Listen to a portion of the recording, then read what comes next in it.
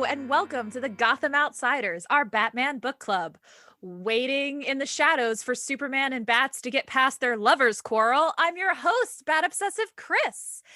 And mind controlled by the worm I secretly put in his ear, my co-host TJ. Oh my gosh, it's poking out. Hello everyone, I'm TJ, your Chris proclaimed Batman acolyte. But we don't go in alone like Batman says he does, but also does it. So coming here with the explicit intention of torturing me, I'm pretty sure, is our friend of the show, artist Jack Ingram. Hello, how are you? I'm good. How are you? I'm good. Thanks for taking my podcast virginity. Please be gentle. Oh God.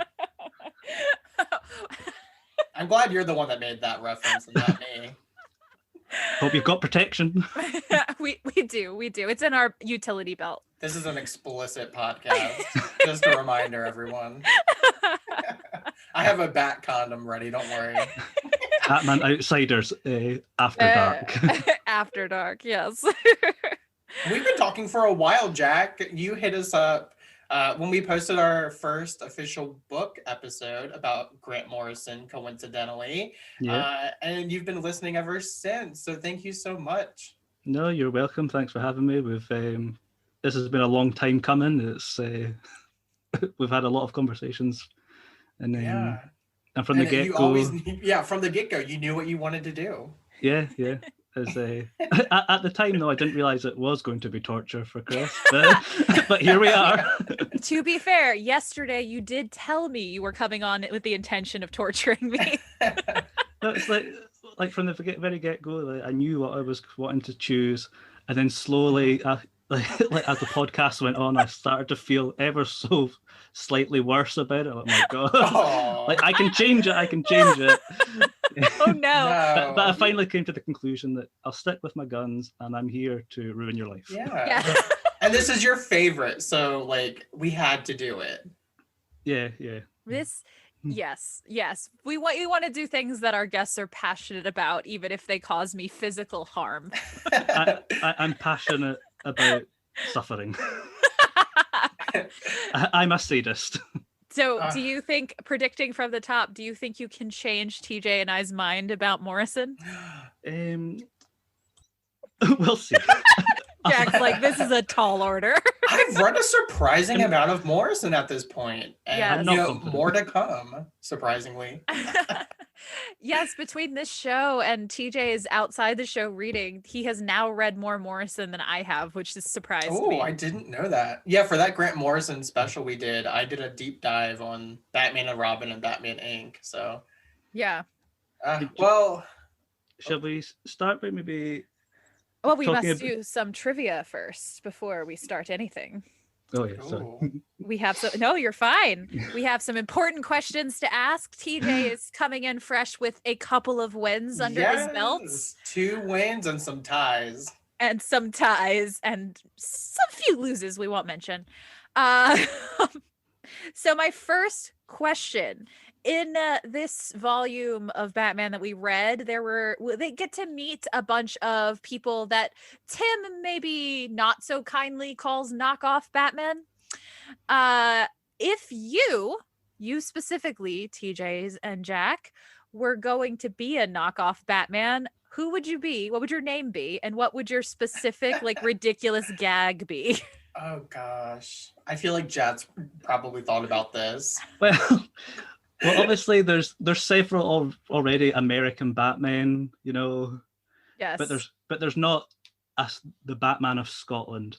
So obviously, he'd wear a kilt. Based on everything else we saw in this issue, I think you are correct. So what would he be? Would the kilt have little bats on it? I just It'd be like a bat-themed tartan.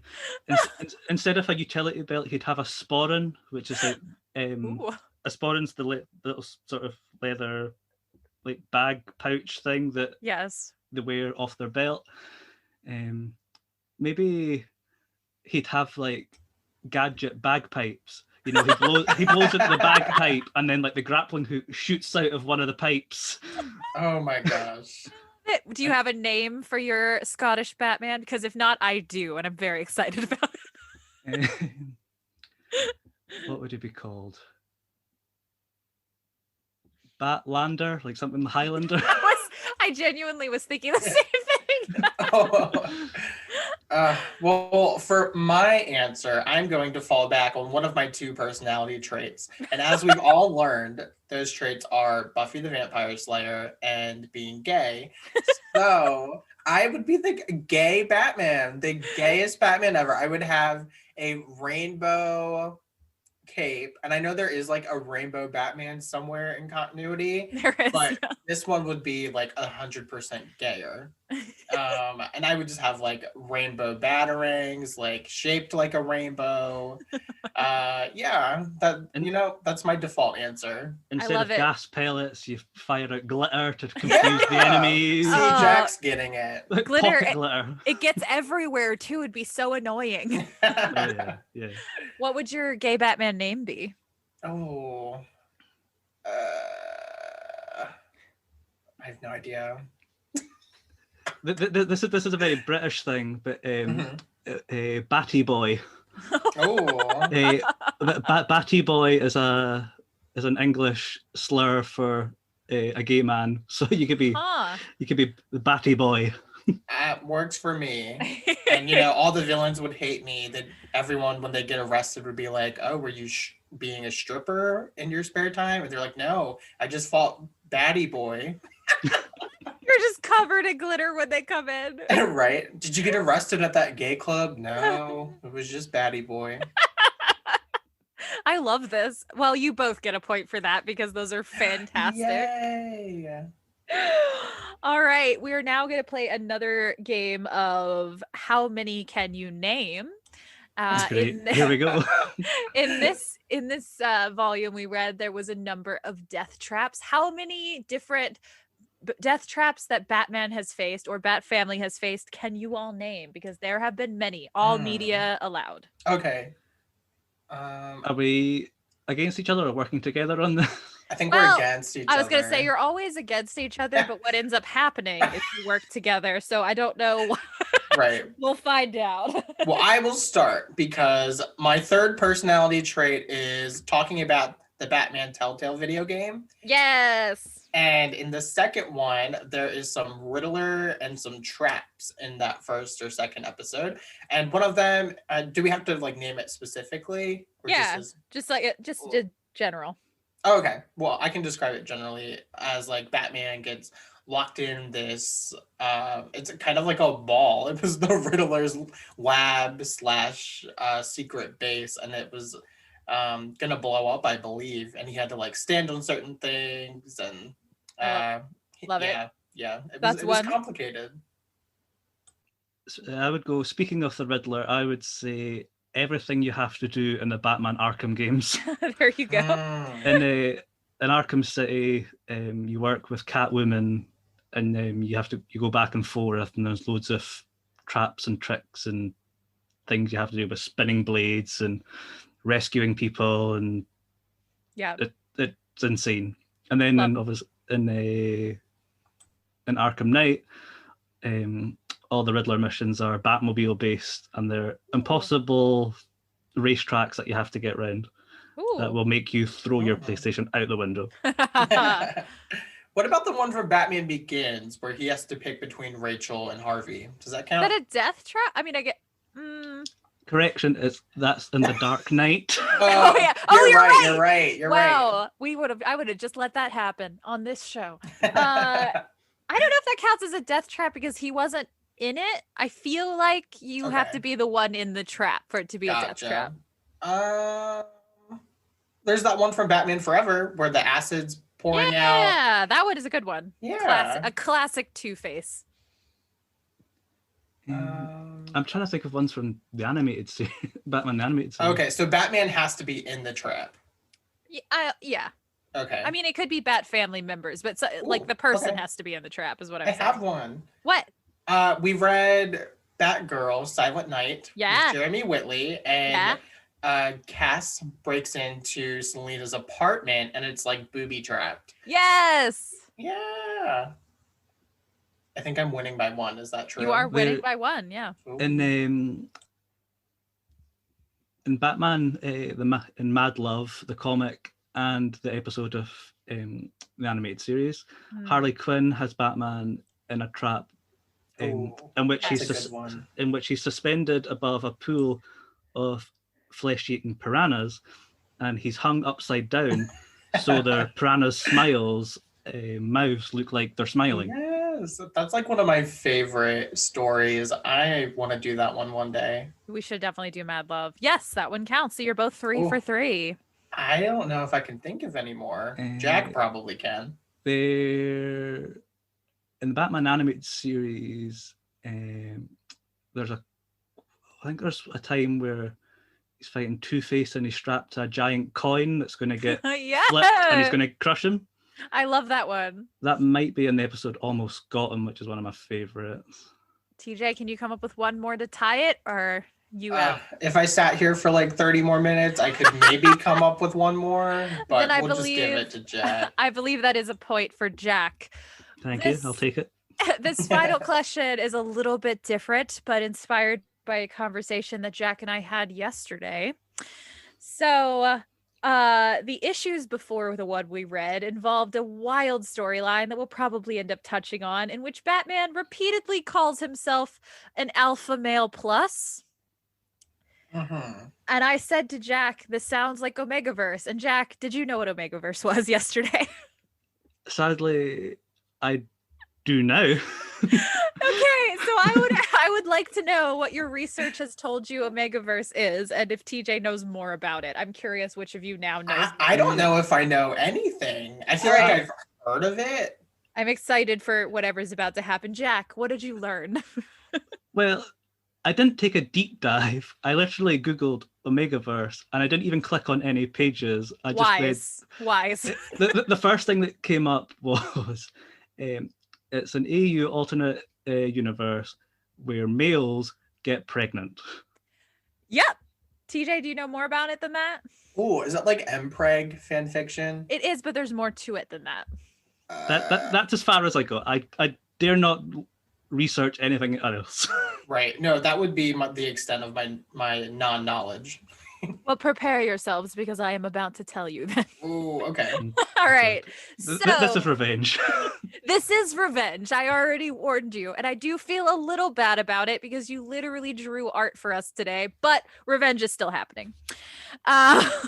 Omegaverse is the fictional fandom created AU that exists across fandoms. It is not specific to any one fandom, though I believe it started in Supernatural. Somebody can correct me if I'm wrong. It has now permeated pretty much all of fan fiction.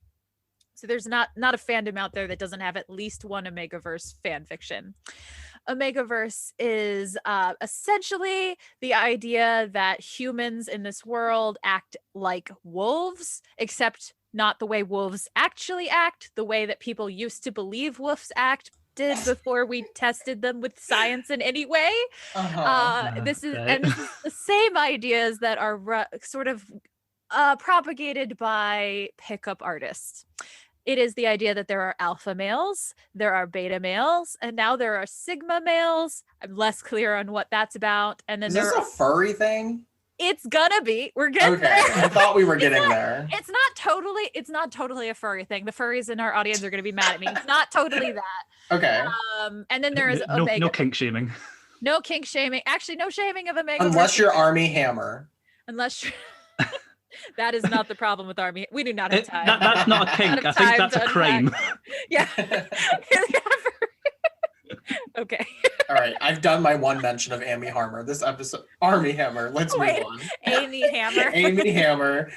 Maybe possible Batman Army. Yeah. Hammer. Oh gosh. Okay. Anyway. I've lost everything in my head. Just cut all this out. Just cut it. No. The basic. I won't let it be cut. The basic idea is that humans, especially human males, act like wolves. There's a lot more to it than that. It has gotten in the news lately because there was a court case related to it that you can look up on your own time. Oh my gosh. It's fascinating. Was this Army Hammer? Not Army Hammer. related. It was related to who owns it, because it is yes, it's very interesting. Because people tried to patent the Omegaverse and nobody could, because nobody knows who wrote it first. I was such a green summer child before I knew this. It's so much wilder than you think it is. And of course, there is some in the Batman fandom. You're welcome, everyone. Feel free to look that up on your own time. Or avoid it. How about no? Or don't. Or do whatever you want to do. You know, we don't. You have the knowledge, do with it what you will. The problem being that as I was reading Grant Morrison yesterday, and Batman repeatedly was like, I will rub pheromones on myself to be an alpha male. I was like, this is just Omegaverse, and I am concerned. Maybe Grant Morrison writes some of that fic in their spare time. Maybe it wouldn't surprise me if it was revealed that it was Morrison themselves that came up with the original concept. You know what? This is our new urban legend. We're going to start the Grant Morrison created the Omegaverse. Oh, God. And with that, let's get into the actual story. Yes. Now that I have made Jack suffer a fraction of the amount that he had made me suffer yesterday. You know what? I don't know if I want to continue this conversation. You have to, because you have to explain Black Glove by Grant Morrison to us. Right.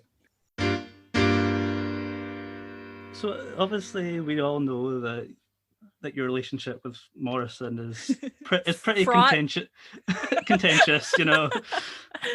So I don't know if we want to start with maybe just by talking about Morrison's Batman in general. Yeah. Before we get into it. Yeah, why don't, before, you know, everyone's heard us talk a lot about Grant Morrison at this point. Why don't you tell us what it is that draws you to them as a writer? So every time Grant has written Batman, it's slightly different, and their take on the character is constantly evolving, and the story that that Batman's in is different all the time. You know, when they first wrote Arkham Asylum, which I know you have covered, again a very contentious book with you both. It's not really meant to be taken literally. You know, it's supposed to be like Bruce's dream or a nightmare. That's why it's so abstract and things don't really make sense, and the characters are all over the place. When they get into a second book, Batman book that they wrote, Batman Gothic, that's when it starts to become a more traditional take on Batman. But then it's also including Morrison's interest in the supernatural and magic and devil worship, Gothic literature, and like things by like Aleister Crowley. I think we're discovering I'm just not super into that side of Batman. And Chris pointed that out to me. We had just finished talking about Batwoman Elegy, right? Yeah, Batwoman Elegy. Right, and that had like some weird shit in it. And I was like, you know what? I just like the more grounded, like crime in the alley version of Batman. No, the crazier it is, the better. Like, yeah, I think the funny thing about that is I actually like the culty stuff a lot. I just don't like Grant Morrison's Batman most of the time. I think what's so great about Batman as a character that I think he is so malleable and he can fit into any sort of story. That's why like some of the best like Elseworld stories like feature Batman. You know, you can take Batman, you can put him in any sort of time period where there's a caveman, a vampire, he's fighting aliens. At the heart of it is still Batman. Yeah, and he can fit any sort of story. Right, and I'm not saying like those stories aren't good. They're just not like my cup of tea, I think. And I didn't know that before reading a few of them. But, you know, Chris pointed it out, and I'm like, you know what? I think you're kind of right. Yeah, because at this point we had read Batwoman Elegy, and I think it was Gotham Academy was the other one. Then when we started realizing that maybe you don't like supernatural in Batman. Right, and that makes sense. Like a lot of Morrison's run has those elements in it, and you know, on top of my issues with like plot over character that I think they were approaching in this run, that also isn't my thing. It was just a lot of like, not for me. I mean, to get away from the supernatural, like when Grant Morrison wrote JLA, that's when we got a more pure superhero Batman. Yeah. Because he was working with the rest of the Justice League and stuff. that's when we got Batman as a superhero, working with the team. You know, and it's also when Morrison like sort of established like what we now know as Bat God. You know, Bruce being the most dangerous man on earth, is like Superman calls him. You know, he can get anything. Alpha male plus. That's calls himself. What was that? I've never even heard of that before. Alpha male plus. I have the panel. I can. You keep talking, but it's just white noise. Jack is like, I refuse. And when Grant Morrison gets into their 7-year-long Batman run, it's kind of like the culmination of there's big crazy superhero ideas, but they're bringing in like concepts of good and evil and the devil, and things aren't quite what they seem, and the idea of Batman as a concept and ideal. It's not one person. That's when we get into Batman Inc. and the Club of Heroes, which we'll explore more in this book that we're talking about today. But Grant's main focus and mission statement was to take all elements and events from Batman continuity that's ever happened, going right back to 1939. They try to make it all make sense and like all be part of like one man's history, which sometimes works and sometimes doesn't, because there's a lot of crazy stuff that Batman's done in their life. Yeah, that's an interesting point. So would you say it's the grandness of it that you like about it? Like, what do you say that draws you to Morrison as a writer? You mean love them or hate them, you can't deny that their imagination 100%. and how they approach stories is so unique. I don't think there's really any other writer quite like them. And I like big crazy ideas. Yeah.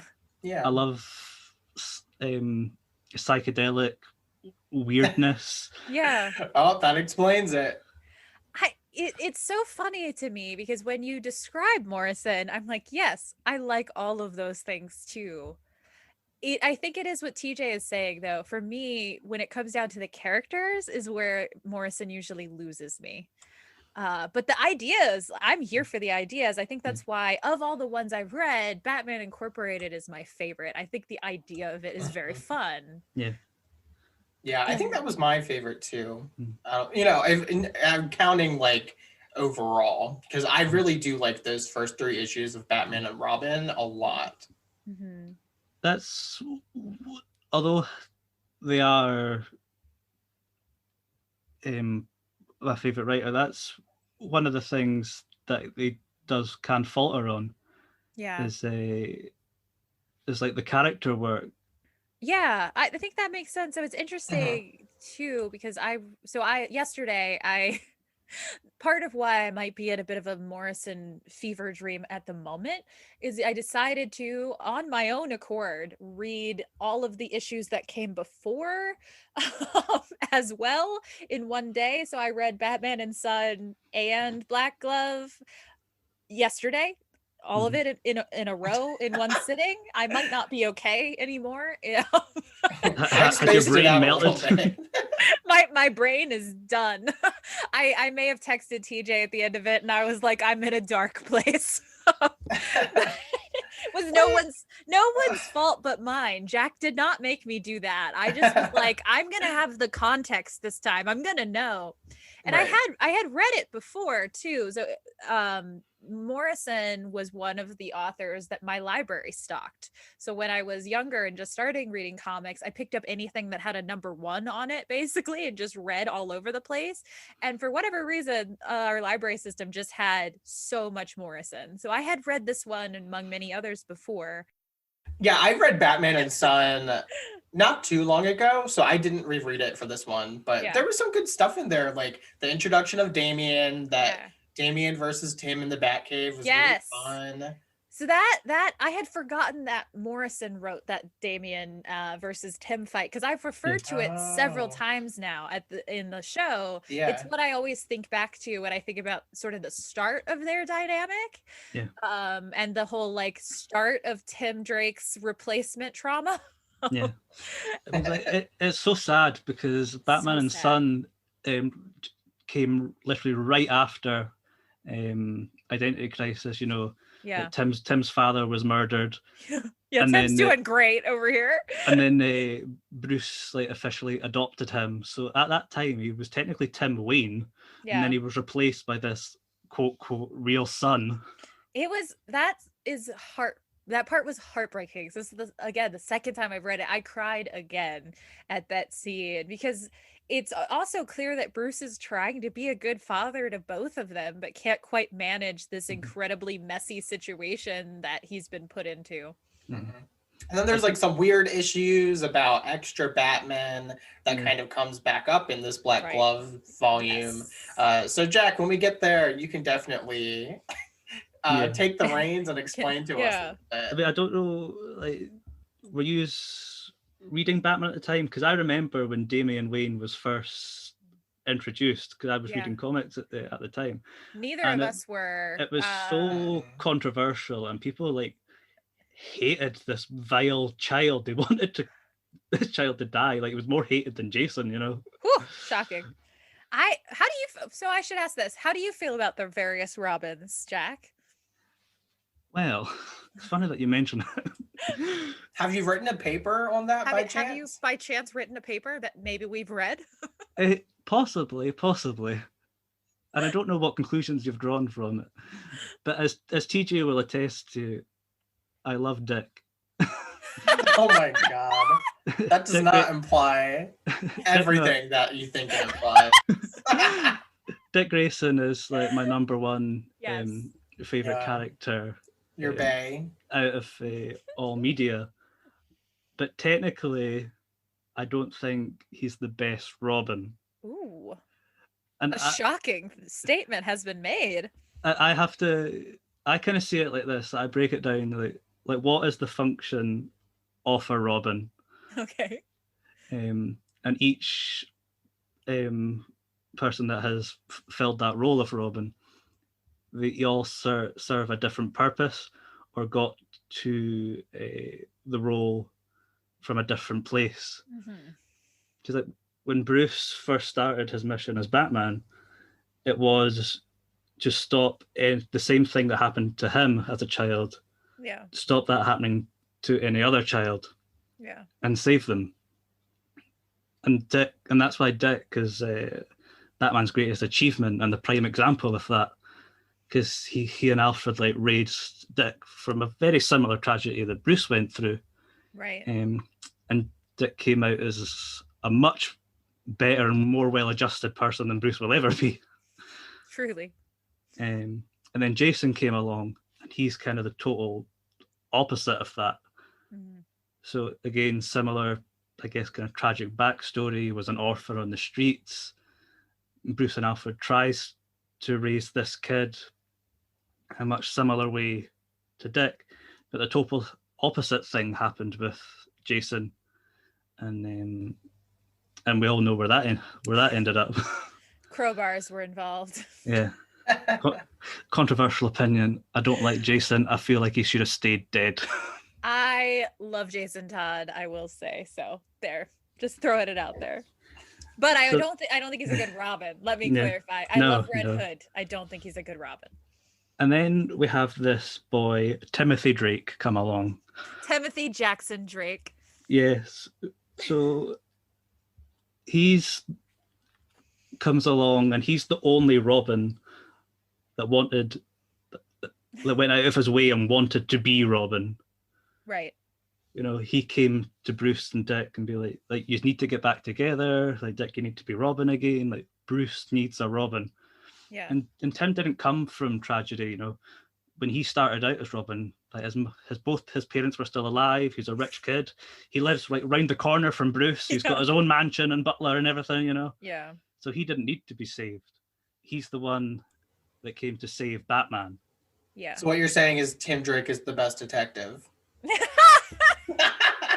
Did I say that? Did those words leave my mouth? I think that's what I inferred. A direct quote from Jack. You heard it here. Slander. I'm glad this keeps coming up as we try to force one of our guests to agree with us. My point is, when you consider the role of Robin, Tim is technically the best Robin and partner for Batman because he saved Bruce. Yes. The role of Batman is to save Gotham, and the role of a Robin is to save Batman. And Tim fills that role and as Robin perfectly. He's the best. Aww. He's the best fit and partner for Bruce. Like Dick might be his best friend and who knows him better than anyone else, but when it comes to the role of Robin and pulling Bruce out of the gutter, Tim was there for him. Yes. And Tim has some good moments in Black Glove. I was really glad he was in this one. Me too. I said I didn't love how Morrison writes characters, but I do like how Morrison writes Tim. I feel like they actually really get the heart of who Tim is as a person. I feel like Morrison writes Tim as like he feels and sounds like an actual teenager. Right. Like when he goes with chronic depression, but yes. Yeah. And then after Tim, obviously, there's Steph, and she was Robin for a day, and then she died. So Steph, poor Steph. Justice for Steph. Yeah, and then we get a Damian Wayne. Yes. And Batman and Bruce Wayne has always been so entrenched in the idea of like adoption and found family. Yeah. And the idea that not necessarily the character of Damian Wayne like infuriated anyone, but the fact that there was a biological son. Yeah. That's what made people angry. Yeah. You know, like Bruce should know better, you know. So wrap it up. But this goes back to the idea of like Morrison like taking things from continuity. Right. And trying to make sense. Because the idea of like Bruce and Talia having a son isn't anything new. Right. Yes, we talked about Kingdom Come was our last show. But the baby Damien, or whatever you want to call him, comes even before that from Mike Barr and Jerry Bingham's Son of the Demon. Yes. And that was the late 80s that came out. Mm-hmm. So Morrison brought that in. Right. So as far as where this story starts, Black Glove begins with them. What? I'm looking at my notes, and like the first thing I have is a quote from Tim. Me too. It says, "I'm totally sad either way," and just next to it I have "gay," and I'm like, what was I trying to say here? I forget. First of all, my first note is also Tim has clinical depression. That's like the same line, right? It is, because he literally is like, it doesn't matter what I do, I'll be sad either way. It's the first exchange of the whole volume, and I was like, hello depression, welcome to the stage. I'm just trying to figure out how I read into it as gay, but at the moment apparently there was something there. You know what? TJ thinks gay equals sad. Yeah. Hey guys, is it gay to be depressed? Probably. Depression is gay. Am I depressed because I'm gay, or am I gay because I'm depressed?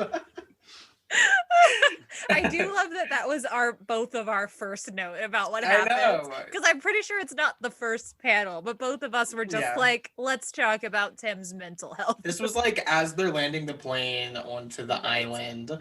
My first thought was like, I feel sorry for Alfred. Like, he just totally dumps on Alfred in that exchange. Like, Alfred wants to like do housework and listen to the Beatles. Like, it sounded great. It sounded like a fun time. But I want to listen to the Beatles with Alfred. Come on. Yeah, Alfred is having a time of his life. In the volume before this, he's hanging out and reading Artemis Fowl novels. Like this, he's just having a good time. Living his best life. We love it. We love it. So the basic plot here, if I'm understanding correctly, is Batman was was invited to join a team of superheroes that was being put together in the By past. a rich man. Right. He came to one meeting, never came back, but now they've been all called back to the island years later, and he's decided, like, oh, I have nothing else better to do. Like, let's go. The relatable content of being that person who shows up to a club meeting one time and never comes again. Guilty, yeah. I'm that person. I've definitely done that. So the plot line of this is basically Agatha Christie's And Then There Were None. But yes, that's what I was going to say. Right, but with people who have questionable costumes from their cultures at best. Yeah, the Native American one I was a little confused about because, like, yeah, where's he from? He's presumably I think America. I think he's from the Sioux Nation. Yeah. Okay. This is, going to the Grant Morrison is pulling from past timeline.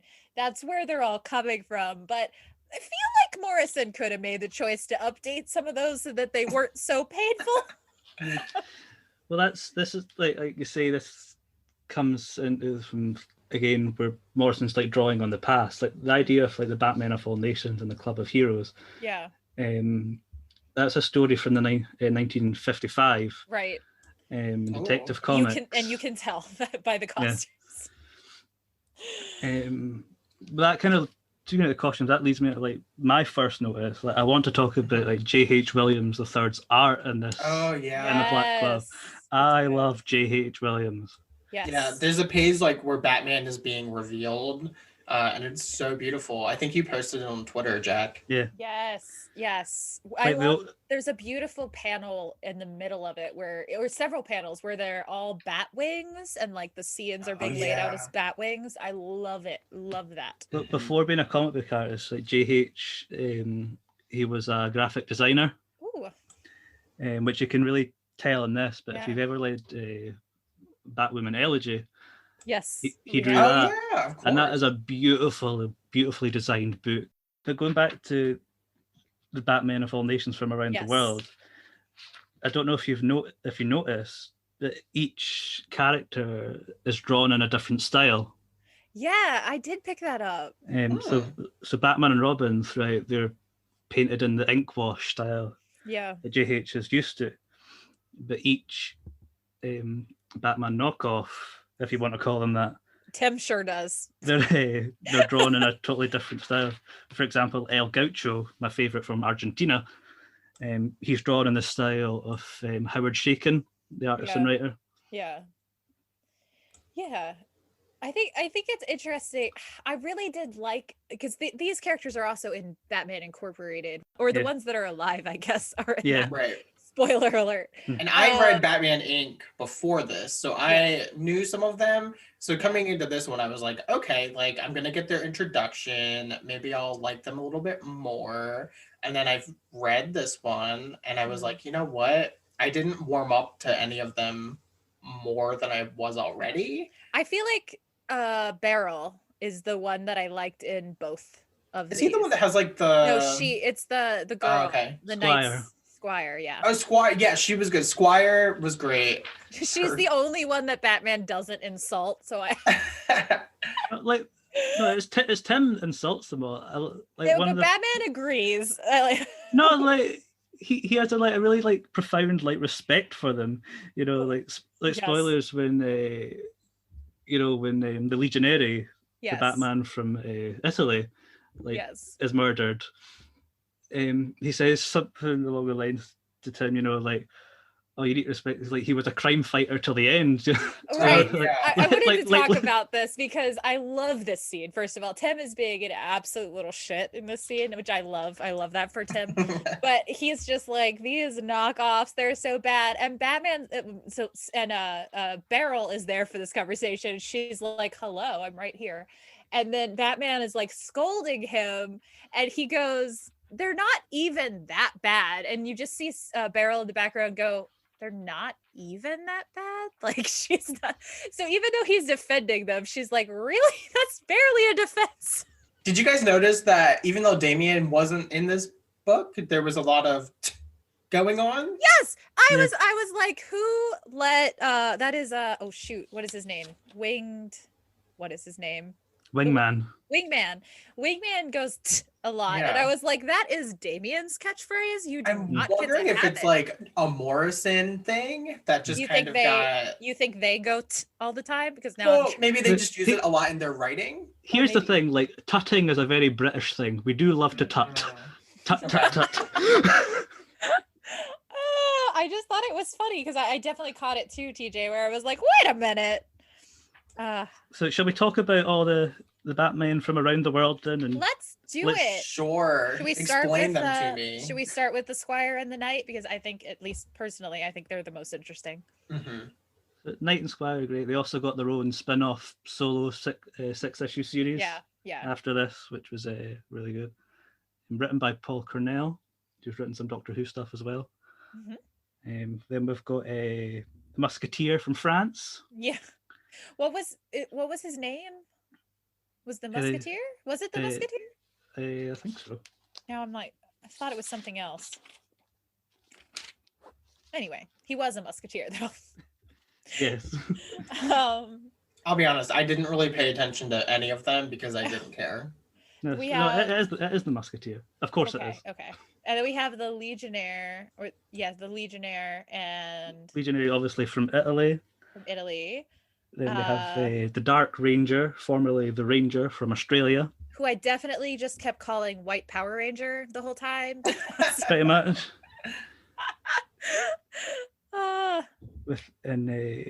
With his vibrating bullet helmet. That helmet cracked me Oh, up. I have one of those. No, I'm kidding. One of my favorite jokes in the whole thing is that they cut to everyone at one point for a reaction, and then they cut to him and you still can't see his face, but there's a reaction shot of his like faceless, expressionless mask. My favorite expression was when they're talking about the homemade porno, and it just shows Tim looking like, why am I here? He's like, I need an adult. Then we have a Wingman from Sweden. Right, Wingman, whose personality trait is basically Jason Todd. Pretty much. Just mad, just angry all the time. And we also have our Native American duo, Man of Bat and Raven Red. Yes, who used to be Raven Boy? Was that what it was? And he kept getting mad at everyone for not remembering. He changed his name. Yeah, I think it was like something like, was it Do just we, do, Little Raven or something, or Raven? do we think that Tim was like, Raven Red? Huh, I should be Red Robin. I'm red too. I too will put red in my name when I grow up. And then we have the amazing, the brilliant, the stunning, the macho man himself, El Gaucho from Argentina. Right. Yeah. So how do we feel about these characters? Some of them made me feel a smidge uncomfortable, but also the Legionnaire as depiction of fat people was not very good. I was gonna say, yeah, there's a character that's fat and there to be funny and die. And eat all the time. And one of the main clues is the chicken grease on things. And I was like, great, this is going good. The thing is, like, each, obviously these are all like Batman inspired characters, Right. but what I kind of like about them is that they each sort of have an aspect that's like sort of like what would happen if Batman went wrong. Yeah. You know, like one of them is what would happen if Batman accidentally murdered someone. He would obviously like go to the mental asylum and like be imprisoned. Right. Or like what would happen if he really did it for the money, then he got fat and was Italian and made a porno, you know? Yeah, I guess I think that would have worked better for me if they didn't feel so much like stereotypes. As I think if they had been if they had leaned into what if they are Batman flaws instead of what if they are these weird stereotypes from different cultures, I think I would have felt less weird about the whole thing. My thing was, like I said, I didn't care about them. Like, they didn't feel like characters to me. They were just there to be, like you're saying, stereotypes or to also die. It does have a very, it has a, and then there were none. So for people who've read Agatha Christie, which is that each person is sort of killed because of their flaw, but the flaws that these characters have are not super well articulated early enough, I feel like, because again, one of them's flaw, quote unquote, and this is the comic saying this, not me, is that he's fat, and that should not be a flaw. That, you know, that's no. Yeah. Well, Jack, before we shit talk this any further, so we know Morrison's Run is your favorite, and you picked this book specifically. Why did you pick this one? I think it's because of the Agatha Christie thing. Yeah. I love a close-knit, like, cozy murder mystery. Yeah, me too. I love Agatha Christie. Like, I've read several of her books, you know. And Then There Were None is a great one. Yeah. Classic. You know, and like the idea of Then There Were None is like, you know, it's a group of strangers, you know, get trapped in a mansion, and they start getting picked off like one by one, which is clearly like the inspiration for this book. Yeah. You know, that idea has been adapted like so many times in so many ways that you might not even realize. Yeah. You know, most recently, the Rian Johnson movie from a couple of years ago, Knives Out, which I love. Yes. Yeah, that was so good. Knives Out. That's basically And Then There Were None. Mm-hmm. I just love a close-knit murder mystery, and I love when Batman's removed from Gotham. Yeah. It's also a Batman Robin story. Yeah.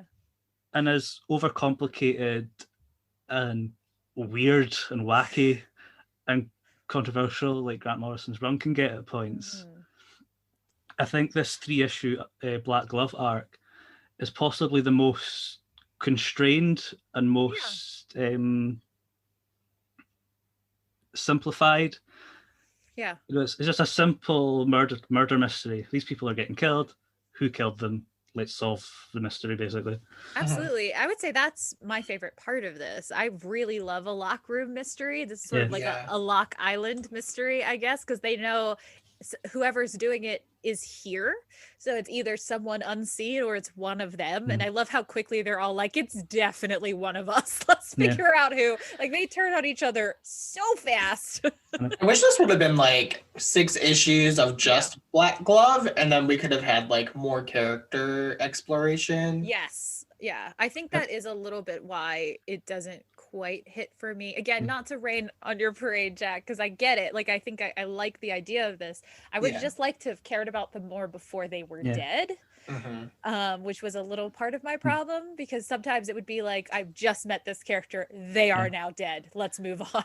Right. I mean, we completely glossed over like the first page, which gives us this whole setup, you know. Right. All this has been orchestrated by the Black Glove organization, which are basically a criminal organization, much in the way of the Hellfire Club as an X-Men, a bunch of rich weirdos, but in this, they don't have superpowers. Yes. But the head of the organization is basically, you know, let's find out which is greater, good or evil, you know. Yeah. Now, was the Black Glove a thing before this story? No, this was Morrison. This was created for Morrison's run. Okay. Yeah. Huh. Yeah, because I'm going to be honest, I finished this arc and I was like, yeah, but what's the Black Glove? Right. I felt like I didn't understand it well enough, and I didn't know if that was me not reading it 5 times to better understand. I think that's fair, because like I said, I read all the ones before that, and Black Glove is mentioned or hinted at. They don't name him before that, but he's hinted at before that. Oh, it's a person? Well... Or is it a group? It's both. It's both. Okay. Where, like, to confuse you further, yes. I mean, not to get into spoilers, but a lot of like this volume, a lot of it is set up for Batman RIP. Yes. Which maybe the show will cover. I can't say. Maybe. So Black Glove is basically the evil crime organization that constitutes the villains of the Club of Heroes. Yeah. And there was a movie. So the guy that invited them to the island was a film director at one point. Yeah. Did he make a movie called Black Glove? Yes, there was a movie. Yes. Okay. His So name was Mayhem, right? Mayhew. Okay. I was reading Mayhem the entire time, and I was like, they should have known it was him. So, like, I wonder what that movie was about. Was it like? It was probably sort of like an old like Hammer horror, like horror movie. Like it was like a Grindhouse film. It was... And I'm showing how much I paid attention. He was the one behind everything, right? The director? Right. Yeah. Okay. So, like, I wonder... Never mind. I mean, he was part of it. There was more than one person involved in it. Okay. At the end. Well, like, in the flashback scenes, it's John Mayhew, this, like, rich Howard Hughes-esque businessman with, like, a finger in, like, many pies. Yeah. Like, he's made movies, he's bedded supermodels, he's did this, he did that, he's climbed mountains, you know. Yeah. And like his next adventure is, let's put together a superhero team that could rival the Justice League. I found it so funny how Batman was like, this rich idiot, let's find out what he's about. And I'm like, Batman, Bruce, you are a rich idiot. Are a rich idiot. And then that goes back to like the scene like when they're flying in, and Robin's basically like, why are we even here? And Bruce says, what do eccentric men who have everything do when they get bored? And like in the panel, like Tim's just peering behind him, going, huh? You mean Batman? Yeah, you? Like, they put on a bat costume. Obviously, that's what they do. Little did they know they were walking into Jigsaw's mansion. I thought about this. So you like Saw quite a bit, TJ, right? I was obsessed with them as a teenager, and I'm still really into them. How much did you enjoy this Saw-esque let's play a game setup that they have? Again, I feel like we needed more issues to really like, because the fun about Saw, I feel like, is that you have a whole movie dedicated to an ongoing long trap like this, and you like get to know the character and their flaws. And like we were saying, like I feel like we didn't get into that enough in here to really appreciate like the irony of the traps. Even though we were told what the irony was, I didn't like feel it. Yes, I feel that as well. That was my main thing. My favorite thing about the trap is that Squire's just like, wasps? How do they know I don't like wasps? That's so specific. Yeah. Funny. Like everyone else is chill with wasps. And Squire, was she the only girl here? Yeah. Yes. What a boys club. I know. She broke her way in. She broke that glass ceiling. By being the sidekick. She tapped on the glass ceiling. Tapped it. Can I just say that like Knight and Squire's dialogue is hilarious, and like Dick Van Dyke-esque Mary Poppins Cockney, like, oh, Batman. Yes. At one time apples and pears. They just call him English, which cracked me up. I was like, yeah, exactly. I love it. I love the trap being, we have your children, is what they say about the trap. And Batman's like, who do they mean? And I'm like, what do you mean? Who do they mean? Well, that's because Bruce is like, they're not children. Yeah. He's like, they're soldiers. Those are my soldiers. What children? I don't see any children. I loved the team up between Tim and Squire. That was like my favorite part, I think. I wanted to see more of it because first she's so excited. She's like, we're doing a team up, and she's like there for it. And that's when Tim is like, actually, you're the only one. You're the only one that Bruce didn't insult. That was the moment he was like, he actually said you were good, surprisingly. And she's like, don't know how to take that. Right. Did he really say that? You're the best out of a bad bunch. You out of these bunch of losers, you sure are a good one. No, but Batman does have respect for them, you know. It's like, because there is a couple of times where they go, you know, like these people are like generally respected in their country. Like El Gaucho's like the man in Argentina, you know. Yeah, exactly. I did love Wingman as, first of all, that name is really funny to me. It cracks me up a lot. I can only imagine he's fun to have at bars with you. Thank you. But did you really want him though, like help in a bar, like tutting away? But He can come to the gay bars with us. There we go. I also just love that. Oh, I just got it, wingman. Thank you. I was slow clap. the Slow clap. dead silence. Anyway, my actual point about Wingman is that he's like hipster Batman. He has a whole conversation where he's like, I was Batman before Batman was Batman, and I don't get any credit for that. I was dark and brooding before him, you know. Before it was cool. Yeah, because this is like, oh, I had the whole like dark like Avenger of the Night thing like It was so years funny. years before him, you know. Right. This is during one of my favorite meta conversations, which is with him and the White Ranger. What is his name? Actual name? Dark Ranger? Dark Ranger. The White Power Outback Ranger. Harry. When they're having a conversation and the Dark Ranger's just like, I had to get gritty because it's the times. I don't want to be gritty, but everyone laughs at me when I'm not gritty. So here I am being gritty. I feel like that's like a meta of Right? like 66 Batman, like, Yeah. How do you Like, we feel about like the conversation that he has with Wingman, and he's basically like all the criminals in like Australia was calling me like a fairy basically, so I had to Right. I know. Is he are we supposed to read queerness into this character? Because I definitely did. Like he was like, I had to try to be. I mean, it's Morrison, so I guess fair enough. Probably. Someone's Probably. playing with their didgeridoo somewhere.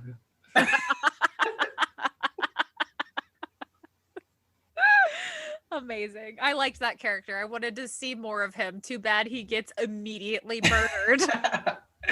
I like that Morrison gave us some Tim nipple action. What? I know. Did you What was that? notice? Yes, he did. He gets just a tear, and it's just his nipple hanging out. Yeah, it was the Oh, Robin really? symbol. That Yeah. I guess they left it for Batman to find. I know that's what it was intended, but then it's just like this poor teenager's like nipple just hanging out. I know, tied up and nipple It's exposed. like there's a lot to unpack here.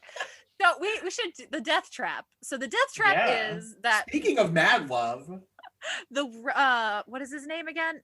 Raven Red. Yeah. Is that what it Honesty. is? Raven Red is hanging over like a little tank of piranhas being held up by Squire and Robin. And then there are also bees attacking Squire. I feel like this had to be a Mad Love reference, right? Yeah, it feels like it. It's just there was a lot to unpack in this trap. There was so many different yeah. things happening. And this was all being ran by El Sombrero, Yeah, Yeah. speaking of problematic character names. who was the director in disguise, right? Yeah, it turns Okay. out. It turns out. So he's part of the Black Glove organization, so he's like one of the members because there is a real El Sombrero that isn't actually the director. Right. Right, because he got mentioned earlier, and I was like, Yes. oh, there he is. I don't love that name. I do love his job, which is apparently designer death trap creator. Love it. Is that even illegal? It's probably legal, right? He's not Yeah. actually doing anything. He's probably not a criminal. Well, it's one of those jobs that like you don't really think about. Like if you watch a James Bond movie, you're like, who's the architect that designed this volcano layer? Like, Right. I Who love made it. this? They actually name a character that like, oh yeah, we got death traps from him the other day. Yeah. And then Batman gets betrayed. What was the name of the betrayer? Okay, are we trying to unpack the twist? Is that what you're saying? Yeah, that's what I was trying. Okay, I got confused. So I'm gonna try, Jack. I'm gonna try, and then you're probably gonna tell me I'm wrong because I was so Right. confused. Right. So the director Mayhew, they think that he has been murdered and that whoever is behind it murdered him and is wearing his skin. But surprise twist, he was alive. I don't know what the skin was? Question mark. He was alive and pretending to be Sombrero. Meanwhile, Wingman was quote unquote killed, but he was also, surprise, alive and pretending to be Dark Ranger who was really killed. Is that right? Did I get it? Yes. Wow, I missed a lot of that. I was like, what? How can you pull the I'm dead? No, I'm not really dead twice with two different characters in the same three issues of it? What a twist. Double twist, I'm also not dead. It was like the scene in Princess Bride where he's like, surprise, I'm also left-handed. And is this Batman? I am immune to poison. Right? Does Batman hit someone in the nuts? Did I read that right? Yeah, she Did he? did. That was a great part. I missed that bit. He's like, is that Wingman? It's the person he trained, yeah, and he's like, That was Wingman. He says something along the lines of, "I didn't show you how to fight dirty" or something, and then he kicks him in the nuts, or hits him in the Right. nuts. It's when he confronts him and he's because he's obviously Batman figures it all out because he's Batman, Right, because and, Batman. And like he has an idea that it's not who he appears to be, Right. and he makes a comment like, you made us all watch you use like your laser gun with your right hand, but your natural reflexes will like call you out. So he throws Robin's R to him, and he catches it with his real dominant hand. Yes. And then when he's like, "Oh, like I figured it out." I love it so much. I love that Batman was like, I'm glad the bad guy was left-handed, because most people are right-handed, so it wouldn't have solved anything if he had been right-handed. Yeah, what if he'd caught it with his left and he was like, "Whoop, never mind." He's like, I'm ambidextrous, and catches it with the other hand. I did love the twist, I will say. I'm not sure I love that both twists were the same twist, but I loved it anyway. Yeah, like there was a lot to like here, but how did you guys feel about the very ending, like that last page or two? Because I found it confusing. Batman was in the plane with Mayhew once he was trying to escape. Right. But it's going back to the island, and like Batman was also helping them escape. So I was kind of confused about like, did they catch Mayhew? How did he get back to the island? So he was in the plane with Mayhew, who was at the time still El Sombrero, and like he confronted him with like, "Oh, you're not El Sombrero. I know you're actually like John. Like you did all of this." And then he manages to like escape like in a sort of scuffle, and then he basically does a Batman Begins, and he's like, "I don't, I won't kill him, but I don't have to save him." And like he blows up like the real person in charge of the Black Glove speaks to Mayhew, and like he ends up like killing him because like you failed basically. Yes. And Wingman dies too, right? Doesn't Wingman get shot? Yeah. I'm pretty sure they're all dead by the end. I was trying to remember. I know that like Beryl and the Knight are alive, but like everyone else is dead by the end of this, right? Yeah, because before the end, it's Mayhew that kills Wingman, and then he runs off into the plane. Right. Okay. And the real person in charge of the Black Glove is, spoiler for the following issues, and RIP, is Dr. Simon Hurt. Yes, which they reveal in the ones that we read. Oh, yeah. Okay. Yeah.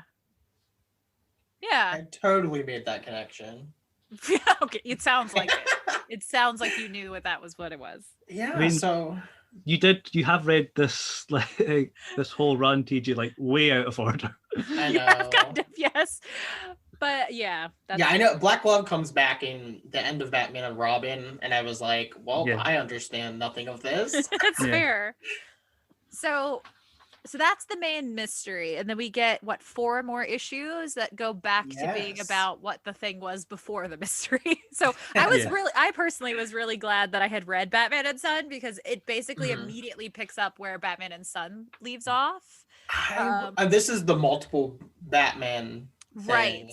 I was so confused about this when reading Batman and Son for the first time, because like it opens, or I think it opens with like a Batman getting shot in the head.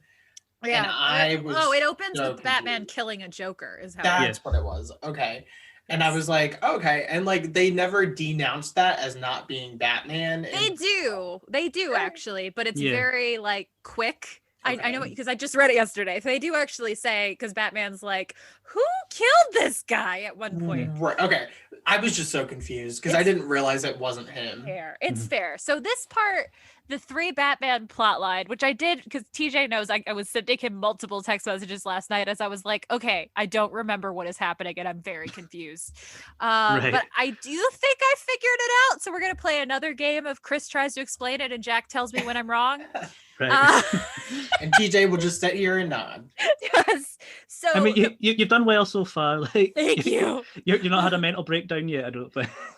Let's see if I got it this time. What I think was happening is that Dr.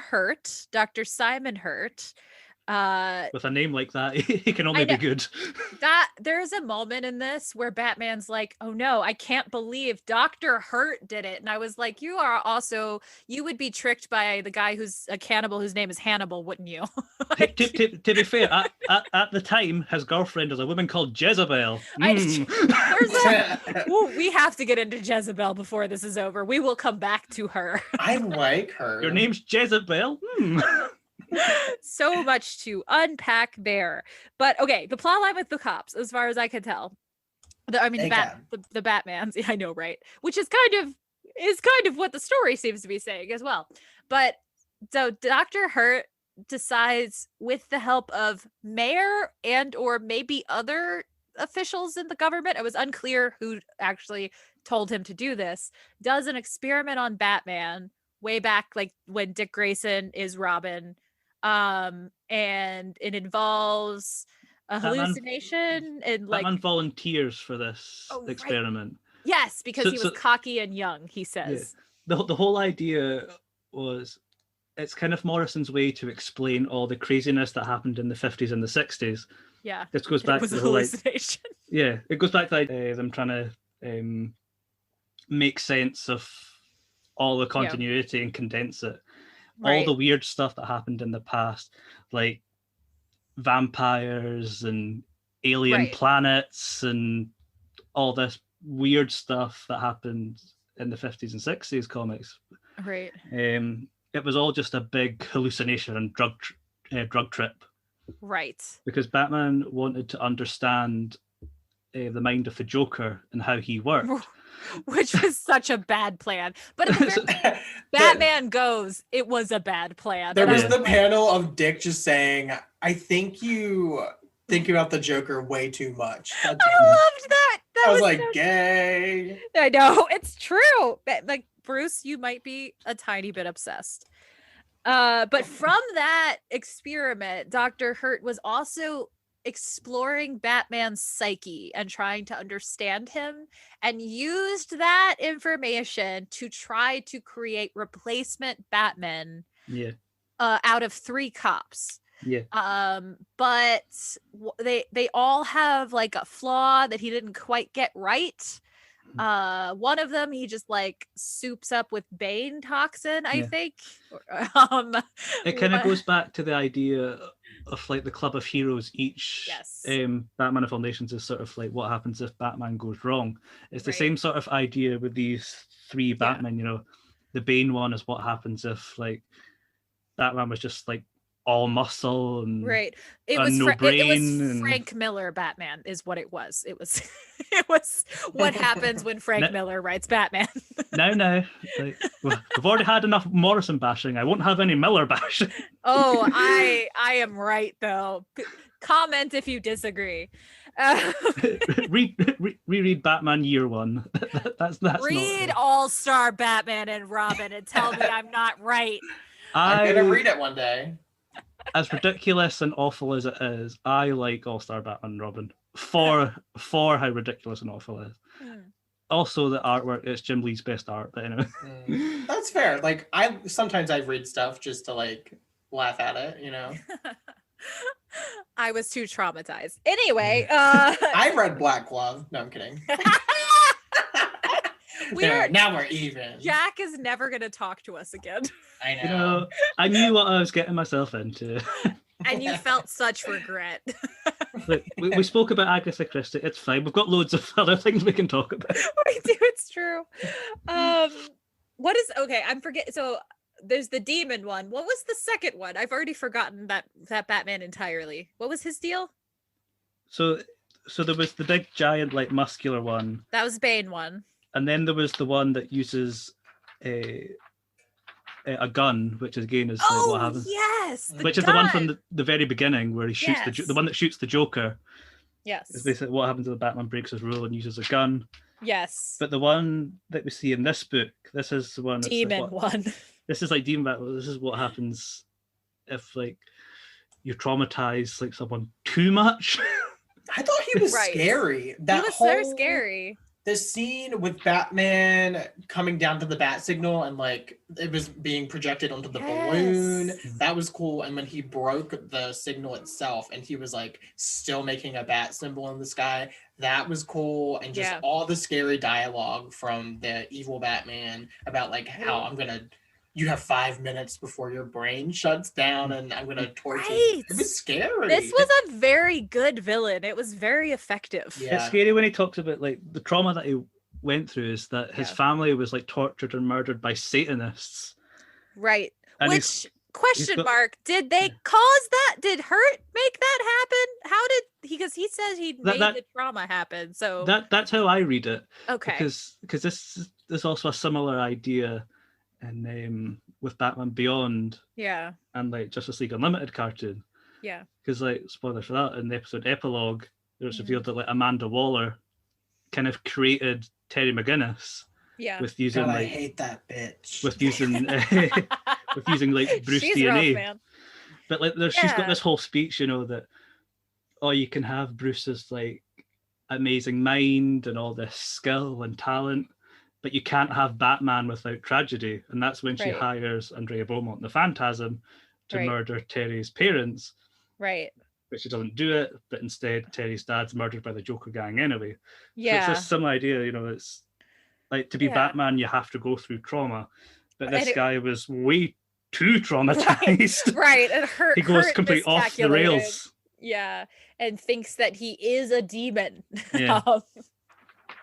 He gave me, I wonder a lot if the creators of the Batman Who Laughs were drawing on this, because he gave me that vibe as well.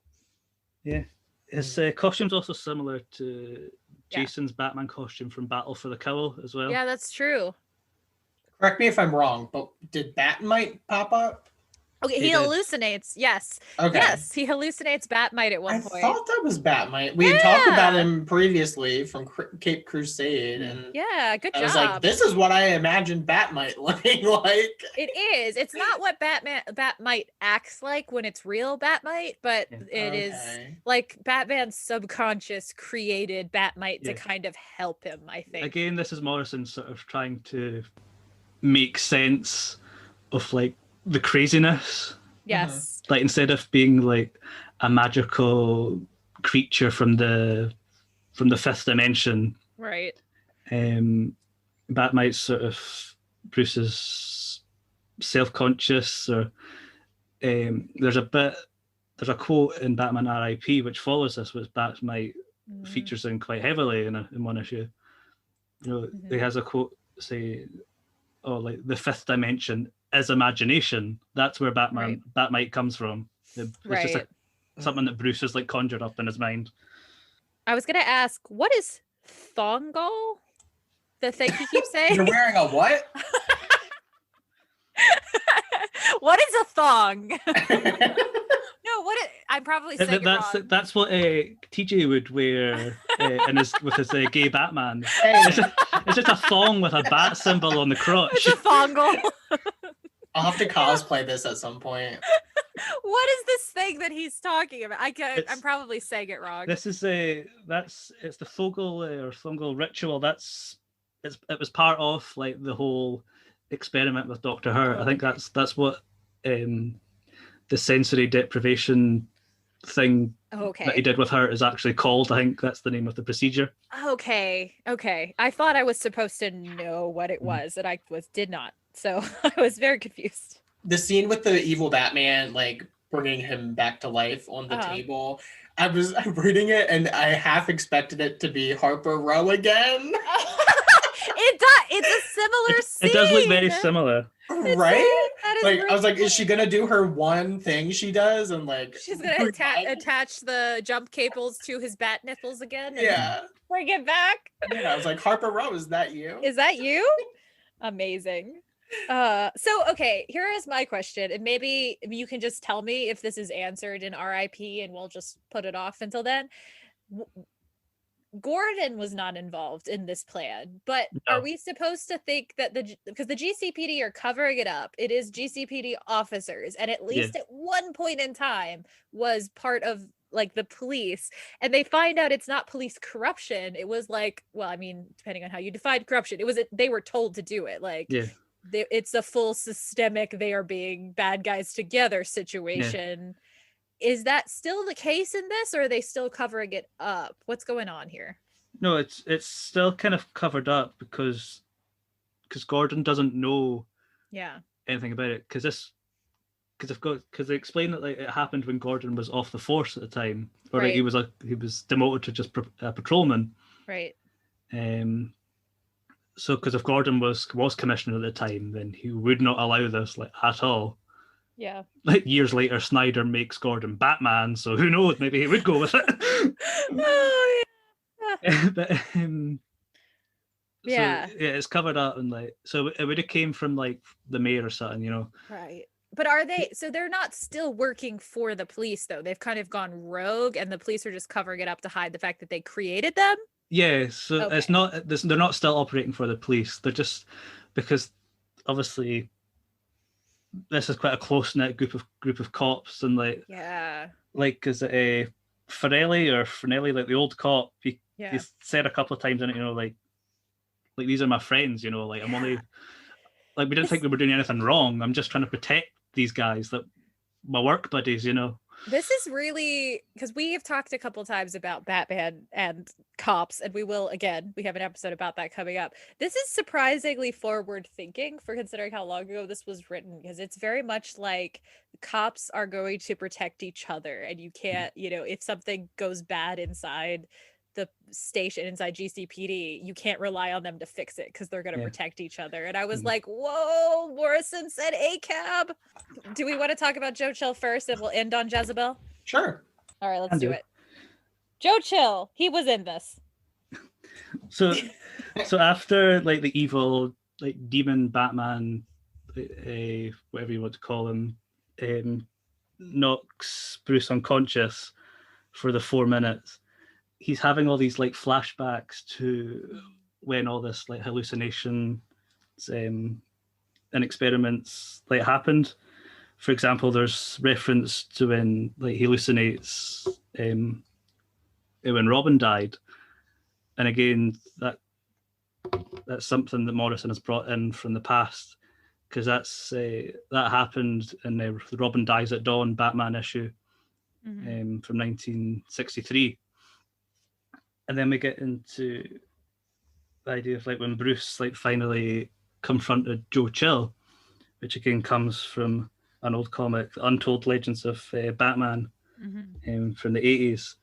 And it's basically the idea of like Bruce finally finds Joe Chill and confronts him, you know, with the story of like, do you remember the Waynes? Like, you made me, like, and like Joe Chill like totally freaks out, Right.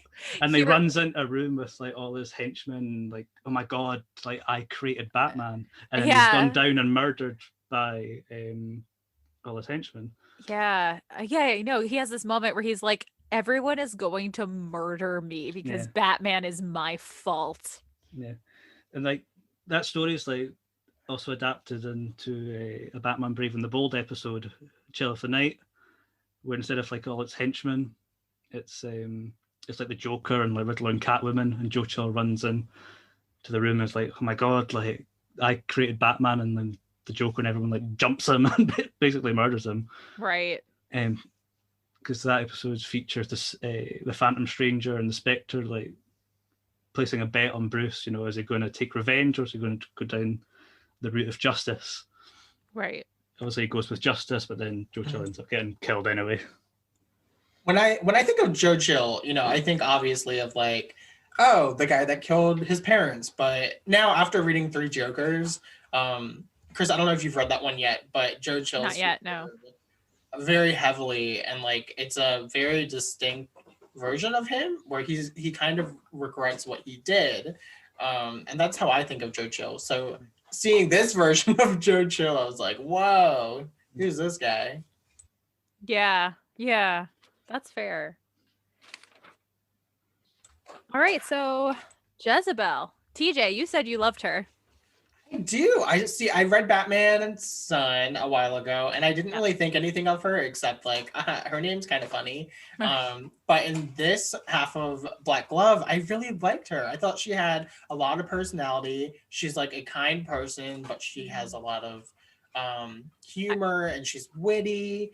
And at the end where she figures out he's Batman, that was like, she's not stupid. I like her. I know. He really miscalculated by dating someone at his level for a change, because she was just like, wait a minute, I know who you are.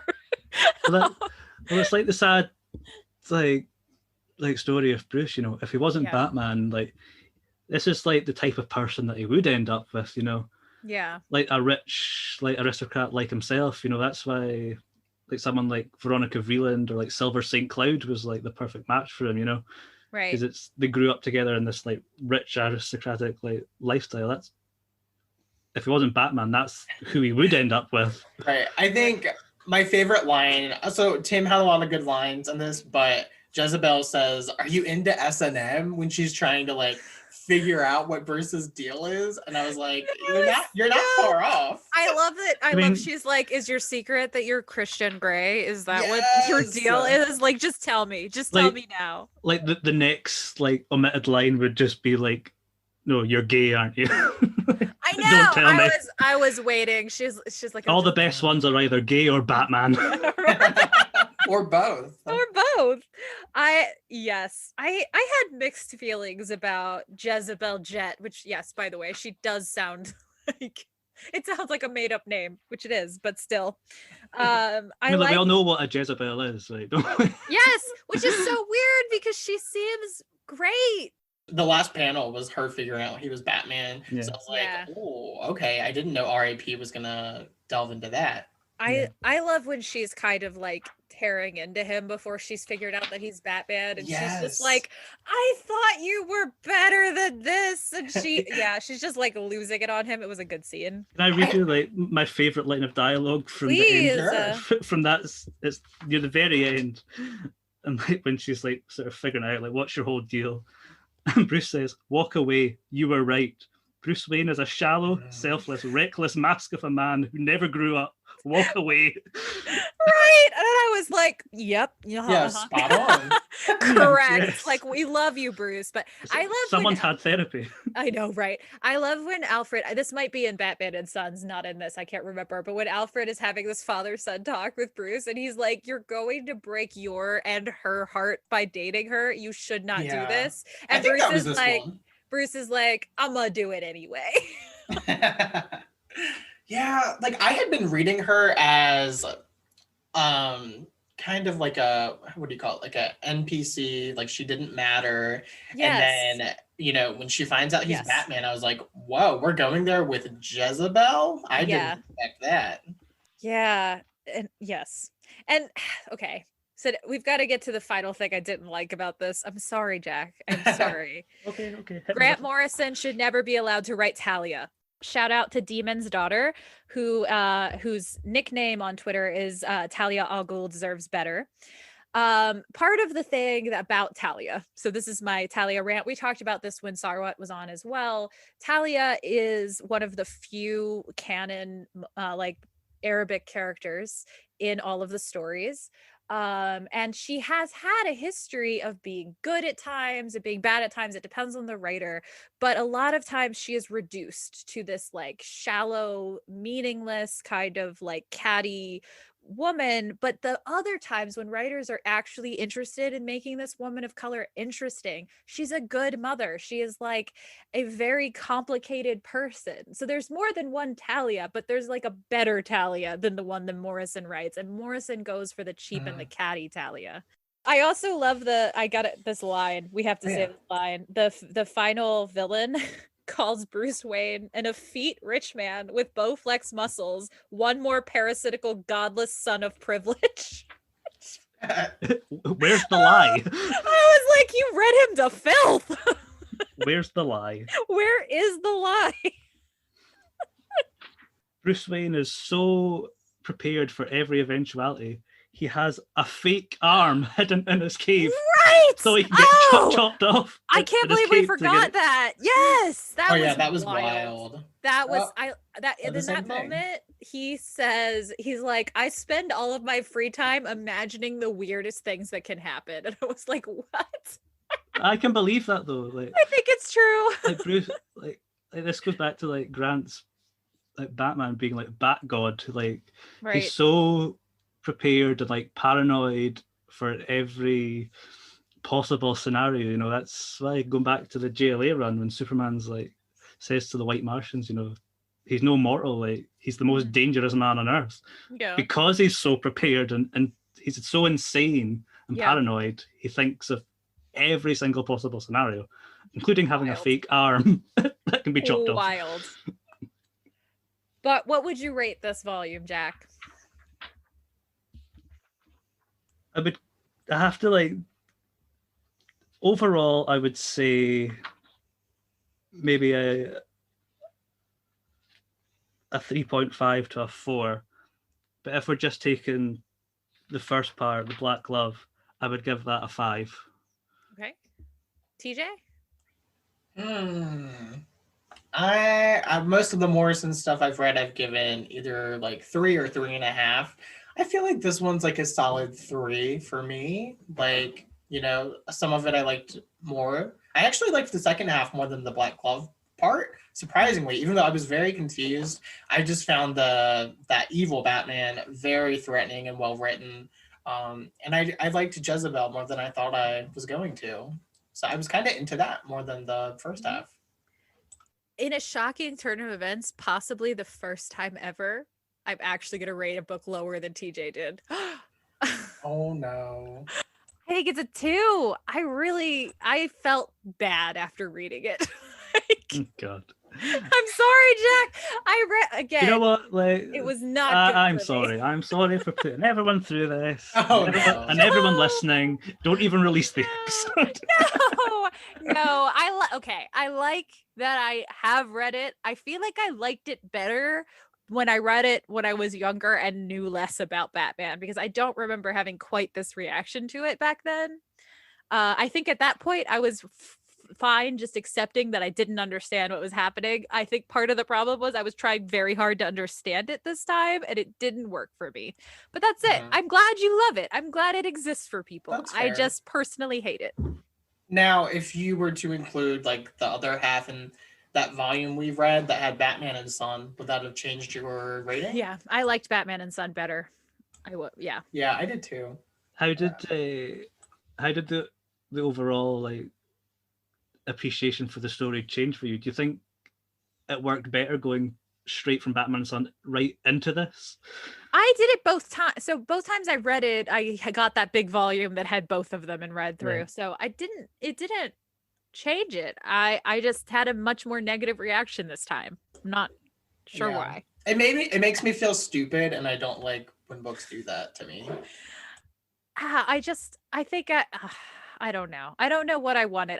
The scene that I love, again, not in the volume I'm rating, which is part of the problem. The scene that I love is the Damian and Tim fight in the one before. Yeah. When Morrison is focused on characters, I think they do a pretty good job. I just feel like we don't spend enough time doing that most of the time. But Jack, if you could write your own Batman story, what would you write? Exactly what like Morrison. I'm joking. I'm joking. Just to torture you and write a second Morrison story. I would direct it to you. This is for you, Chris. Dedicated to Chris. You will hate this. No, I would write and draw a Dick Grayson story. How much of that booty would it feature? A lot of booty. My main idea is Spider-Man: Kraven's Last Hunt, but it's Dick Grayson and Deathstroke. I love it. Oh, I thought there was more. Sorry. I love it. That sounds great. Or I'm a fan of the Earth One series of graphic novels. Yeah. The Batman Earth One, Superman, Wonder Woman Earth One. The Earth One graphic novels, like they're all self-contained in their own universe. Like there's no like in each volume there's no mention of like a wider universe. Right. So I think it would be interesting to tell a Dick Grayson story. Yeah. Like removed from Bruce. Like what would happen to Dick Grayson if his parents were still murdered in the circus, but he wasn't found by Bruce? Like what happens to him? Does he still get to that point of being a hero? Or does he go in a completely opposite direction without Bruce? I love it. That sounds good. Yes. I need to read more Dick Grayson. So yes, write that one and then I'll read it. Jack, where can our listeners find you on social media? You can find me on my Twitter at jackingram95 and my Instagram is jackingram_95. Just giving away my age there. Please go on and tell Jack that you support him and you're sorry that he went through this podcast with us. Please send me your comforting messages as I'm now going to go cry and have a bottle of wine. I feel so bad. I'm glad you got to come on and share your love of Morrison and their Batman with us. Because I'm hearing another perspective just like makes me feel better about it, even though I didn't love it personally. Yeah. Well, I need to mention as well, I also love Morrison's Batman because they're Scottish. So you got to rate there you go. My fellow Scottish creators. Oh, that explains it. Well, thank you so much for coming on today, Jack. Next time, we're going to be talking Batman R.I.P. by Grant Morrison. Woo, woo, woo. Our favorite. Yes, our favorite, continuing our Grant Morrison revisit. And with us to talk about it is the highly recommended writer, podcaster, and world's foremost Batmanologist, Chris Sims. Yes. Will we like Grant Morrison more this time? Who can say? I think we know at this point, but I'm going to cross my fingers. Maybe some people are still wondering if this will be the one. We'll have to find out. See you then. Thank you for listening to this episode of the Gotham Outsiders. You can find me, Chris, on Twitter at The Myth of Psyche, where I talk about feminism, queerness, and frequently Batman. And you can find my co-host, TJ, at Troyfin2 on Twitter, where I talk about all things book-related and occasionally Batman-related, although a little bit more frequently nowadays. And you can find Gotham Outsiders on Twitter, TikTok, and Instagram at Gotham Outsiders, where we talk about Batman all the time. So join us next time, same bat time, same bat place.